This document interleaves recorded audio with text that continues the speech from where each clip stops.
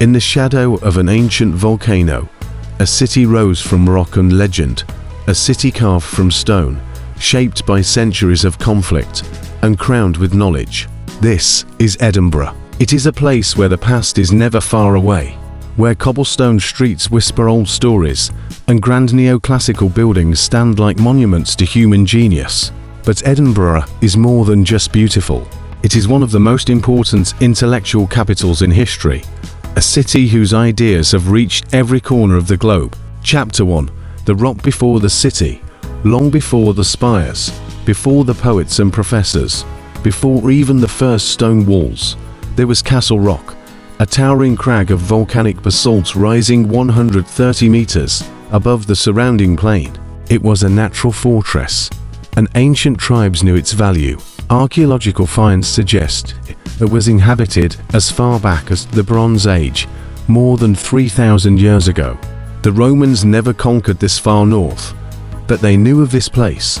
They called the surrounding region Mons Gropius.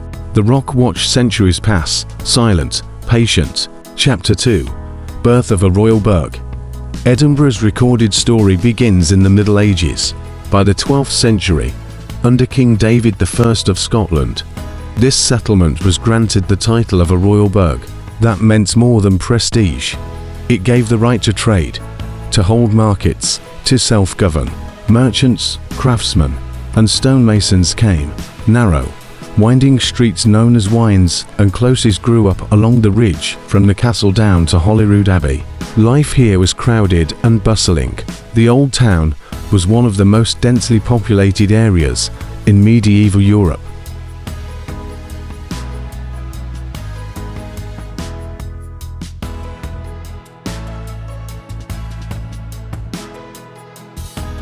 And in its crowded taverns and markets, ideas began to flow along with the ale. Chapter 3. The Spark of Enlightenment. Fast forward to the 1700s, and Edinburgh is about to change the world. This is the Scottish Enlightenment, an age of reason and learning that would earn Edinburgh the nickname, the Athens of the North. Imagine the scene. Smoky coffee houses alive with debate. Gentlemen in powdered wigs arguing about philosophy. Students poring over Latin texts by candlelight. David Hume, the philosopher who dared to question the very nature of knowledge and morality, walked these streets. His writings would influence generations. From Immanuel Kant to modern psychology, Adam Smith, the quiet moral philosopher, sat in his rooms on the Canongate, crafting The Wealth of Nations, the book that laid the foundations for modern economics. And in a university laboratory, Joseph Black experimented with gases, discovering carbon dioxide and the principle of latent heat, concepts that revolutionized chemistry and industry. Chapter 4. Reading the Earth Story. Edinburgh also gave us a man who quite literally rewrote Earth's history. James Hutton, the father of modern geology. While others saw rocks as static, Hutton saw them as pages in a book written over unimaginable spans of time. Studying the cliffs and strata around Scotland, he realized the Earth was far older than anyone had dared to think. His theory of deep time pondered old biblical chronologies and laid the groundwork for Darwin's theory of evolution, and he formed these ideas here, in Edinburgh. Chapter 5. The University as a Lighthouse. Founded in 1583, the University of Edinburgh became one of Europe's greatest seats of learning. It was not just a place for Scottish students. It drew minds from across Europe and the Americas. Its medical school, in particular, became legendary. It was here that James Young Simpson discovered the anesthetic power of chloroform, bringing painless surgery to millions. It was here that surgical techniques evolved from crude amputations to sophisticated operations. And it was here that the Royal College of Surgeons, established in the 1500s, developed medical tools and practices that would be exported worldwide. Chapter 6. Inventions that changed lives. The city's creativity extended far beyond the lecture hall. Edinburgh minds were responsible for a staggering list of innovations. The hypodermic syringe, making precise drug delivery possible. The vacuum flask, keeping liquids hot or cold for hours. The Stirling engine, a marvel of efficiency, and even the ATM, invented by John Shepherd Barron, forever changing the way we access money. These weren't just clever gadgets, they changed the way people lived. Chapter 7. Observing the Heavens. High on Calton Hill, the city observatory, built in 1818, became a hub for astronomy. From here, scientists charted the stars, guided ships, and measured time with extraordinary precision. Nearby, the camera obscura, part scientific instrument, part entertainment, allowed visitors to marvel at a live, panoramic projection of the city, using only mirrors and sunlight. It was a taste of optical magic long before cinema or photography. Chapter 8. Duality of a city. Edinburgh has always been a city of contrasts. The old town, dark and medieval, with its layered tenements and twisting alleys, stands in deliberate contrast to the new town, designed in the 18th century as a showcase of Enlightenment ideals, wide streets, elegant squares, and classical facades. This duality, tradition beside modernity, became part of the city's identity. Chapter 9. A modern scientific powerhouse.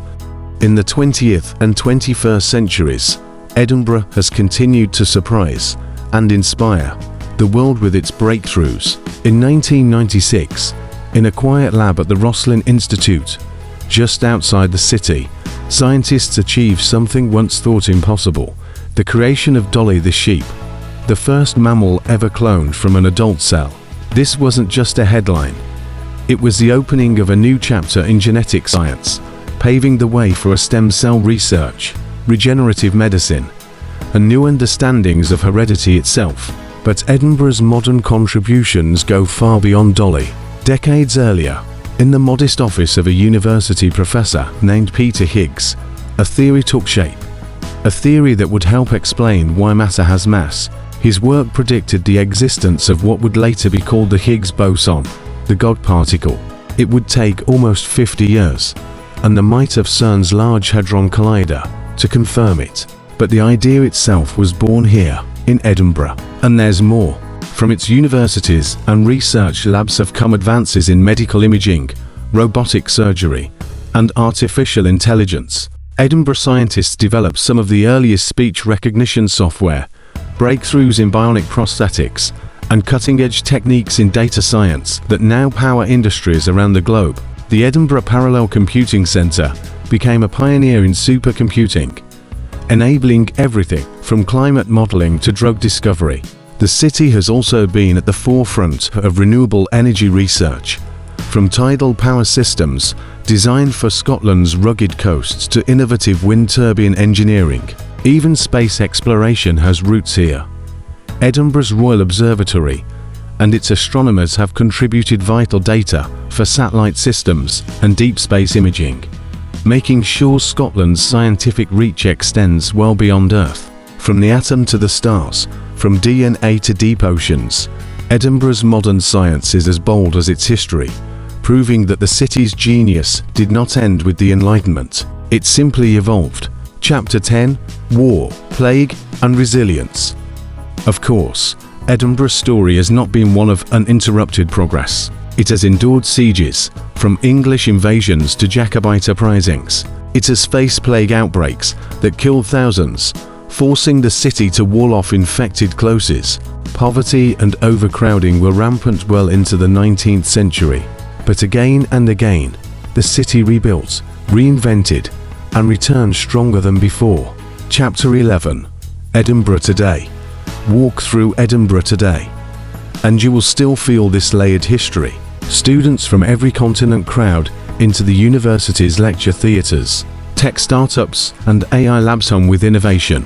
Artists, writers, and scientists still meet in cafes to argue and dream. The city is a UNESCO World Heritage Site, a cultural capital, and a living laboratory for new ideas. Its festivals, from the world-famous Edinburgh Festival Fringe to the International Science Festival, draw millions each year. Here, the spirit of the Enlightenment has never really left. It has simply evolved. Closing. The city that thinks. Edinburgh is not just a city of stone and spires. It is a city of minds, from David Hume to Peter Higgs, from chloroform to the Higgs boson, from castle battlements to genetic labs. It has been a place where human curiosity takes shape and then takes flight. It has changed the way we think about economics, about science, about the earth beneath our feet and the stars above our heads. Because here, ideas are not just born, they endure, they grow, they echo through the centuries. This is not just the story of a city, it is the story of invention, of imagination, of what happens when people believe that ideas can change the world. This is Edinburgh.